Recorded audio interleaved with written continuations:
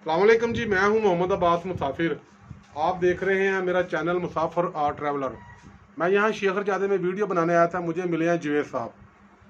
जवेद साहब हैं, ये जो हमारा एरिया है, हमारे इलाके की शान है। ये इनके बड़े, इनके चाचे ताए सब बड़े काबिल साद एहतराम है। ये मीर आलम है और इनकी सबसे बड़ी खूबी है, ये इंतहाई नफीस और सुलझी हुई कौम शुमार किए जाते हैं।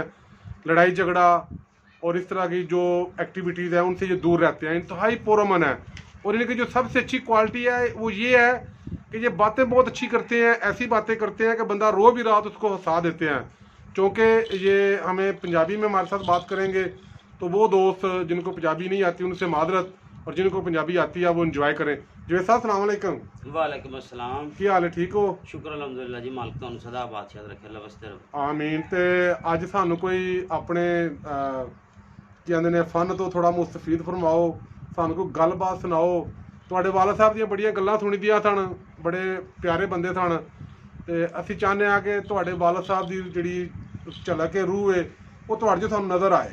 ਵੇਖੋ ਜੀ, ਸਭ ਤੋਂ ਪਹਿਲਾਂ ਦੀ ਗੱਲ ਹੈ ਵੀ ਸਭ ਤੋਂ ਵੱਡੀ ਅੱਲਾ ਤੇ ਪੰਜਨ ਪਾਕ ਦੀ ਜ਼ਾਤ ਹੈ। ਉਸ ਤੋਂ ਬਾਅਦ ਮਾਈ ਬਾਪ ਹੈ।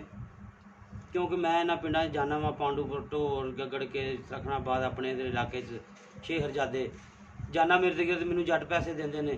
ਮੈਂ ਦੱਸ ਰਿਹਾ ਜੇਦਾ ਮਰਾਸੀ ਮੇਰੇ ਨਾਂ ਹੈ, ਕਾਲੂ ਦਾ ਮੈਂ ਪੁੱਤਰ ਹਾਂ। ਬੰਦੇ ਆਂਦੇ ਨੇ ਕਾਲੂ ਦਾ ਪੁੱਤਰ ਆ ਕੇ ਚਲੋ ਯਾਰ ਇਹਨੂੰ 100-200 ਦਿਓ, ਇਹਦਾ ਵੀ ਲੰਗਰ ਪਾਣੀ ਚੱਲੇ ਵਿਚਾਰੇ ਦਾ। ਅਸੀਂ ਅੱਜ ਵੀ ਜੋ ਖਾ ਰਹੇ ਹਾਂ ਅਸੀਂ ਆਪਣੇ ਮਾਪਿਓ ਦੇ ਨਾਮ ਤੇ ਖਾ ਰਹੇ ਹਾਂ। ਮੇਰਾ ਬਾਪ ਦੁਨੀਆ ਤੋਂ ਚਲਾ ਗਿਆ, ਮਾਲਕ ਉਹਦੀ ਮਫਰਤ ਕਰੇ, ਅੱਲਾਹ ਉਹਦਾ ਕੋਲ ਜਾਂਦਾ ਭਲਾ ਕਰੇ। ਲਓ ਜੀ, ਗੱਲ ਹੈ ਜਿਹੜੀ ਤੁਸੀਂ ਫਨ ਦੇ ਮੁਜ਼ਾਹਰੇ ਦੀ ਗੱਲ ਕੀਤੀ, ਸ਼ਾਮੀ ਆ ਜਾਣਾ ਸੀ ਇੱਥੇ ਨਾ ਤਲਵੰਡੀ ਰਾਹ ਵਾਲੀ। ਅੱਛਾ। ਅਸੀਂ ਤਾਂ ਸ਼ਾਮ ਦੇ ਜਾਣ ਨਾਲ ਨਿਕਲ ਪਿਆ, ਦੋ ਬੰਦੇ ਲੋਹੀਆਂ ਵਾਲਾ ਬਾਈਪਾਸ ਨਹੀਂ ਜਿੱਥੋਂ ਕਰ ਉਤਾਂ ਚੜਦੇ ਆਂ ਜਿਹਨੂੰ ਇਧਰੋਂ ਜਾਈਏ ਤੇ ਅੱਗੋਂ ਜਾ ਕੇ 2-3 ਸੜਕਾਂ ਜਿਹੀਆਂ ਬਣ ਜਾਂਦੀਆਂ ਨੇ। ਅੱਛਾ। ਡਿੰਗੀਆਂ ਪਿੰਗੀਆਂ ਜਿਹੀਆਂ। ਆਹ ਜਾਣਾ ਸੀ ਗੁਜਰਾਤ ਰੋਡ ਨੂੰ, ਤਲਵੰਡੀ ਰਾਹ ਵਾਲੀ। ਅੱਛਾ। ਉੱਥੇ ਆ ਕੇ ਅੱਗੇ ਬੰਦਾ ਨਾ ਚੰਗਾ ਭਲਾ ਖਲੋਤਾ ਹੈ। ਹਾਂ ਹਾਂ। ਉਹਨੇ ਇੱਕ ਪੈਂਟ ਸ਼ਰਟ ਜੀ ਪਾਈ ਬਾਬਾ 125 ਗੱਡੀ ਉਹਦੇ ਥੱਲੇ, ਉਹਨੂੰ 2 ਕਿੱਕਾਂ ਮਾਰੀ ਉਹਨੇ ਜਦੋਂ ਅਸੀਂ ਉਹਦੇ ਕੋਲ ਆ ਗਏ। ਉਹਨੇ ਕਿਹਾ ਭਾਈ ਨੇ ਕਿ ਮੇਰੀ ਗੱਲ ਸੁਣਿਓ ਜੇ ਅਸਾਂ ਮੱਠਾ ਸਕੂਟਰ ਕਰ ਲਿਆ। ਉਹ ਬੜੇ ਪੜ੍ਹੇ ਲਿਖੇ ਉਰਦੂ ਜ਼ਬਾਨ ਸਾਡੇ ਨਾਲ ਗੱਲ ਕੀਤੀ ਬੜੇ ਅੱਛੇ ਤਰੀਕੇ ਨਾਲ। ਅੱਛਾ। ਗੱਲਬਾਤ ਕਰਕੇ ਉਹਨੇ ਆਖਿਆ ਮੇਰਾ ਤੇਲ ਮੁੱਕ ਗਿਆ, ਮੈਂ ਪੈਸੇ ਘਰ ਭੁੱਲ ਗਿਆ, ਮੈਨੂੰ 200-250 ਰੁਪਈਆ ਦਿਓ। ਅੱਛਾ। ਤੁਹਾਨੂੰ ਕਿਹਾ ਉਹਨੇ? ਹਾਂਜੀ, ਸਾਨੂੰ ਕਿਹਾ ਉਹਨੇ। ਅੱਛਾ। ਬੰਦਾ ਚੰਗਾ ਭਲਾ ਸੀ, ਉਰਦੂ 'ਚ ਗੱਲ ਉਹਨੇ ਪੜ੍ਹੀ ਲਿਖੀ ਕੀਤੀ ਹੈ। ਅੱਛਾ।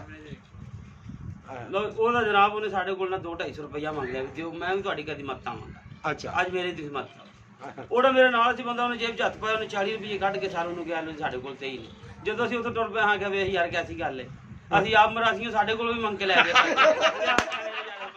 ਸਾਨੂੰ ਬਾਅਦ 'ਚ ਪਤਾ ਲੱਗਾ ਵੀ ਮੰਗਣ ਵਾਲੇ ਸੀ। ਹਾਂ ਪਹਿਲਾਂ ਸਮਝਿਆ ਕਿ ਬਾਬਾ ਘਰ ਦਾ ਗੱਲਬਾਤ ਹੁਣ ਤੇ ਮੰਗਣ ਦੇ ਵੀ ਤਾਂ ਦੌਰ ਆ ਗਿਆ, ਸਾਡੀ ਤੇ ਗੱਲ ਹੀ ਕੋਈ ਨਹੀਂ ਲੈ ਗਈ। ਹੁਣ ਤੇ ਮੰਗਣ ਵੀ ਆਰਟੀਫਿਸ਼ਲ ਹੋ ਗਿਆ ਜਨਾਬ। ਹੁਣ ਤੇ ਪਛਾਣ ਹੀ ਰਹਿ ਗਈ ਮਰਾਸੀ ਕਿਹੜਾ ਦੂਜਾ ਕਿਹੜਾ। ਅੱਛਾ, ਕੋਈ ਇਹ ਤੇ ਤੁਹਾਡੇ ਨਾਲ ਵਾਕਿਆ ਹੋਇਆ, ਬੜੀ ਗੱਲ ਹੈ। ਤੇ ਕੱਲ ਦਾ ਰਾਤ ਦਾ ਵਾਕਿਆ ਜਨਾਬ, ਅਸੀਂ ਜਾ ਰਹੇ ਹਾਂ ਤਲਵੰਡੀ ਰਾਹ ਵਾਲੀ, ਸਾਡੀ ਬਲਾਦਰੀ ਦੀ ਸ਼ਾਦੀ ਸੀ। ਸ਼ਾਦੀ ਸੀ। ਅੱਛਾ, ਕੋਈ ਹੋਰ ਕੋਈ ਗੱਲ ਸਾਨੂੰ ਸੁਣਾਓ, ਕੋਈ ਹੱਡ ਬੀਤੀ, ਕੋਈ ਜੱਗ ਬੀਤੀ, ਕੋਈ ਆਪਣੇ ਬਜ਼ੁਰਗਾਂ ਦੀ, ਠੀਕ ਹੈ ਨਾ? ਬਜ਼ੁਰਗਾਂ ਮੇਰੇ ਦੀ ਗੱਲ ਸਰ, ਉਹਨਾਂ ਦੀ ਦਾਸਤਾਨ ਤਲਮੀ ਸੀ ਤੇ ਉਹਨਾਂ ਦੇ ਵਰਗੀ ਨਹੀਂ, ਨਾ ਉਹਨਾਂ ਵਰਗੀ ਗੱਲਾਂ। ਚਲੋ ਕੋਈ ਇੱਕ ਅੱਧੀ ਗੱਲ ਕੋਈ।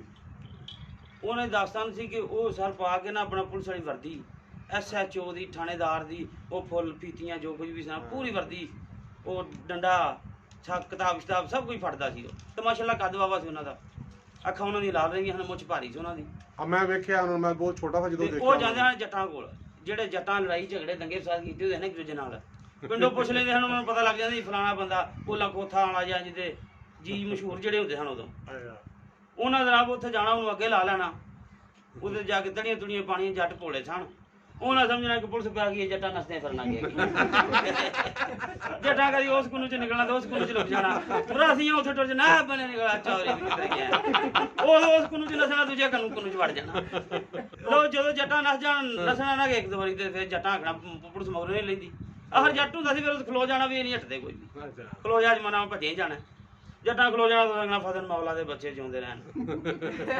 ਜਿਹੜੇ ਤੁਸੀਂ ਹਨ ਨਾ ਕੋਈ ਜੱਟ ਹੋ ਜਾਂਦੇ ਉਹਨਾਂ ਦੇ ਕਰ ਜਾਣਾ ਚੁੱਪ, ਤੇ ਜਿਹੜੇ ਗੁੱਸੇ ਵਾਲੇ ਹੁੰਦੇ ਸਨ ਨਾ ਚੋਰ ਸਾਹਿਬ, ਉਹ ਨਾ ਫੜ ਕੇ ਮਰਾਸੀ ਨੂੰ ਗਲੀ ਮੈਂ ਦੇ ਕੁਸੋਨਾ ਕੁਸੋਨੀ ਹੋ ਜਾਣਾ। ਤੇਰੀ ਮਾਂ ਦੀ ਸਾਨੂੰ ਇਹਨਾਂ ਦੀ ਨਹੀਂ ਕੀਤਾ ਲੈਣੇ ਦਾਣੇ ਦਾਣੇ ਪਹਿਲਾਂ 10 ਵੜ ਛੱਡ ਦਵਾਂ। ਯਕੀਨ ਕਰੋ ਮੇਰੇ ਵਾਲਾ ਸਾਹਿਬ ਬੜੀਆਂ ਜਗ੍ਹਾ ਤੋਂ ਮਾਰ ਖਾਦੀ ਹੈ। ਹਾਂ, ਮੈਂ ਬੜਿਆਂ ਭਲਵਾਨਾਂ ਨੂੰ ਭਜਾਇਆ। ਮੈਂ ਖੁਦ ਵੇਖਿਆ ਉਹਨਾਂ ਨੂੰ, ਲੱਕੜ ਦਾ ਪਿਸਤੌਲ ਉਹਨਾਂ ਲਾਇਆ ਹੁੰਦਾ ਸੀ ਜੀ। ਤੇ ਖਾਲੀ ਗੋਲੀ ਦੇ ਸਿੱਕੇ ਲੈ ਕੇ ਨਾ ਇਹਦੇ ਸੈੱਲ ਦਾ ਸਿੱਕਾ ਨਹੀਂ ਹੁੰਦਾ ਜੀ ਉਹਨੂੰ ਘਸਾ ਕੇ ਬਤੌਰ ਗੋਲੀ ਵਿੱਚ ਪਾਇਆ ਹੁੰਦਾ ਸੀ ਜੀ ਤੇ ਬਾਕੀ ਉਹਨਾਂ ਦੇ ਕੋਲ ਰਜਿਸਟਰ ਹੁੰਦਾ ਸੀ ਤੇ ਅਸੀਂ ਵੀ ਡਰਦੇ ਹਾਂ ਤੇ ਬਾਅਦ ਚ ਪਤਾ ਲੱਗਾ ਕਿ ਇਹ ਤੇ ਬਹਿਰੂਪ ਧਾਰ ਕੇ ਆਉਂਦੇ ਨੇ। ਸਰ ਪਾਂਡੂਪੁਰ ਪਿੰਡ ਜ਼ਿੰਦਾ ਮਿਸਾਲ ਹੈ ਉਥੋਂ ਦੇ, ਜੇ ਵੀ ਚੌਧਰੀ ਜਾਣਦੇ ਨੇ, ਜੇ ਵੀ ਮੇਰਾ ਖਿਆਲ ਕੋਈ ਹਜ਼ਾਤ ਦੇ ਵਿੱਚੋਂ ਜੀ ਜਿਨ੍ਹਾਂ ਉੱਥੇ ਕਿਸਾਨ ਮਾਰੇ ਖਾਦੇ ਨੇ। ਹਾਂ ਜੀ ਉਥੇ ਫੌਜੀਆਂ ਨੂੰ ਵਰਦੀ ਪਵਾਤੀ ਸੀ ਮੇਰੇ ਬਾਪ ਨੇ ਗਿੱਲੀ। ਅੱਛਾ ਉਹਨਾਂ ਦੇ ਵੱਡੇ ਅਫਸਰ ਦੀ ਵਰਦੀ ਪਾ ਕੇ ਆ ਗਿਆ, ਉਹਨਾਂ ਨੇ ਗੱਲੇ ਇੰਜ ਦੀ ਕੀਤੀ ਸੀ ਕਿ ਅਭੀ ਆਰਡਰ ਚੱਲੋ। ਉਹਨਾਂ ਦੀਆਂ ਪਲੇਟਾਂ ਮੇਰਾ ਪਤਾ ਦੱਸਦਾ ਸੀ, ਉਹਨਾਂ ਪਲੇਟਾਂ ਨੂੰ ਸੰਗਲੀ ਪਈ ਸੀ ਲੰਮੇ ਰੁੱਖ ਦੀ, ਇੰਜ ਖਿੱਚਦਾ ਪਲੇਟਾਂ ਖਿਲਰ ਜਾਂਦੀਆਂ। ਉਹ ਬੈਠੇ ਨੇ ਵਰਦੀਆਂ ਨੂੰ ਧੋ ਕੇ ਫੋਲੀਆਂ ਨੂੰ, ਤੋਂ ਉਹ ਆ ਗਿਆ ਉਹ ਰਾਣਿਆ ਜਾ ਕੇ ਸਾਨੂੰ ਡਰਾਉਂਦਾ ਰਹਿਣਾ, ਇਹਨਾਂ ਨੂੰ ਡਰਾ। ਉਹ ਆਖਿਆ ਚਲੋ ਜੀ ਛਡਾ ਲਿਓ ਜੇ। ਉਹਨਾਂ ਆਖਿਆ ਤੈਨੂੰ ਪਿੰਡੋਂ ਨਹੀਂ ਜਾਣ ਦਿੰਦੇ।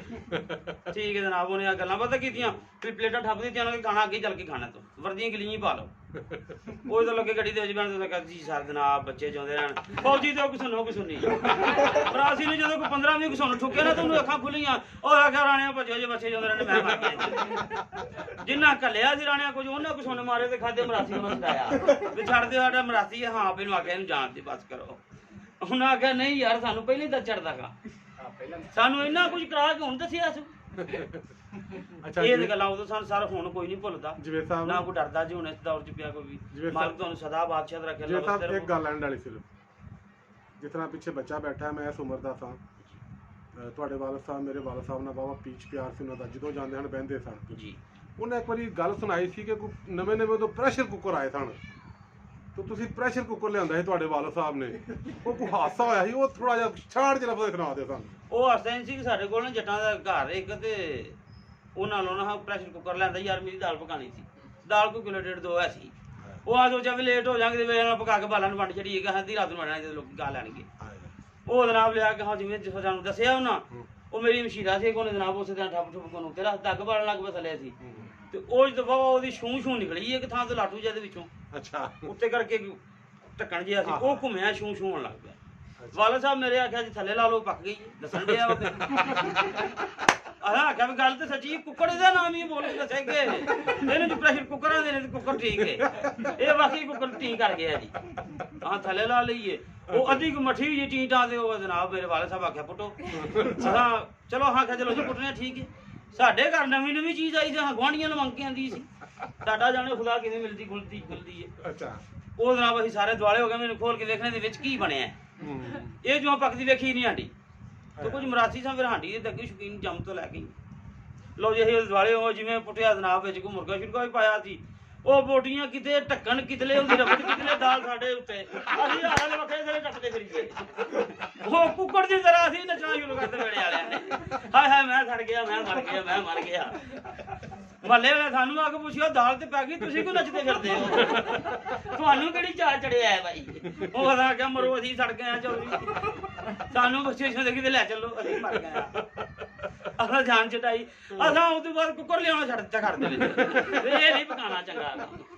ਨਹੀਂ ਵੇਖੋ ਨਾ, ਜਦੋਂ ਉਹਦੀ ਸੀਟੀ ਵੱਜਦੀ ਹੈ ਫਿਰ ਉਹ ਪੱਕਦੀ ਹੈ, ਸੀਟੀ ਨੂੰ ਲਾ ਦੇਈਦਾ, ਜਦੋਂ ਬਿਲਕੁਲ ਨਾਰਮਲ ਹਾਲਤ 'ਚ ਆਏ ਫਿਰ ਖੋਲੀਦਾ ਨਾ ਜੀ। ਸਾਨੂੰ ਕੀ ਪਤਾ ਸੀ, ਨਾ ਪਿਓ ਨਾ ਦਾਦੇ ਨਾ ਪੜਦਾਦੇ ਆ ਕੰਮ ਕੀਤੇ ਨਹੀਂ ਸੀ ਕਦੀ। ਇਹ ਜੀ ਤੁਸੀਂ ਜਿਹੜੀ ਗੱਲ ਸੁਣ ਰਹੇ ਹੋ ਵਾਕਈ ਬੜਾ ਪੁਰਾਣਾ ਵਾਕਿਆ। ਮੈਨੂੰ ਉਦੋਂ ਯਾਦ ਹੈ ਕਿ ਮੈਂ ਸ਼ਾਇਦ ਪ੍ਰਾਇਮਰੀ ਸਕੂਲ 'ਚ ਪੜ੍ਹਦਾ ਹਾਂ, ਜਦੋਂ ਇਹਨਾਂ ਦੇ ਵਾਲਦ ਸਾਹਿਬ ਮੇਰੇ ਵਾਲਦ ਸਾਹਿਬ ਕੋਲ ਆਏ ਤਾਂ ਉਹਨਾਂ ਪੁੱਛਿਆ ਕਿ ਕਾਲੇ ਖਾਂ ਕੀ ਗੱਲ ਹੈ, ਹੱਥ ਥੜੇ ਨੇ। ਉਹਨਾਂ ਫਿਰ ਜਿਹੜੀ ਗੱਲ ਸੁਣਾਈ, ਮੈਂ ਤੁਹਾਨੂੰ ਕੀ ਦੱਸਾਂ, ਹੱਸ ਕੇ ਸਾਡਾ ਤੇ ਜਨਾਬ ਉਹ ਯਾਦ ਤਾਜ਼ਾ ਹੋ ਗਈ। ਅੱਜ ਗੱਲਾਂ ਤੇ ਬੜੀਆਂ ਨੇ ਜੀ। ਤੇ ਜਵੇਦ ਸਾਹਿਬ ਬਹੁਤ ਸ਼ੁਕਰੀਆ ਤੁਹਾਡਾ, ਮਾਲਕ ਤੁਹਾਨੂੰ ਸਾਰਿਆਂ ਨੂੰ ਬਾਦਸ਼ਾਹ ਰੱਖੇ ਜਨਾਬ, ਜਿੰਨੇ ਵੀ ਇੱਥੇ ਬੈਠੇ ਹੋ ਤੇ ਸਾਰੀ ਦੁਨੀਆ ਨੂੰ ਤੇ ਸਾਨੂੰ ਵੀ ਮਾਲਕ ਸਾਹਿਬ ਦੀ ਜਾਈਆਂ ਤੇ ਲੰਘ। ਜੇ ਲੋਕਾਂ ਨੇ ਫਰਮਾਇਸ਼ ਕੀਤੀ ਨਾ ਕਿ ਜੀ ਜਵੇਦ ਸਾਹਿਬ ਨੂੰ ਸਾਨੂੰ ਫੇਰ ਮਿਲਾਓ, ਤੇ ਅਸੀਂ ਫੇਰ ਤੁਹਾਡੀ ਵੀਡੀਓ ਬਣਾਉਣਾ। ਠੀਕ ਹੈ ਜੀ, ਮਾਲਕ ਤੁਹਾਨੂੰ ਸਦਾ ਬਾਦਸ਼ਾਹ। ਲਓ ਜੀ ਜਵੇਦ ਸਾਹਿਬ ਨੂੰ ਤੇ ਮੁਸਾਫਰ ਨੂੰ ਇਜਾਜ਼ਤ ਦਿਓ ਜੀ, ਖੁਦਾ ਹਾਫਿਜ਼। ਰੱਬ ਰੱਖਾ ਜਨਾਬ, ਜਿਉਂਦੇ ਰਹੋ ਜੀ, ਵਸਦੇ ਰਹੋ।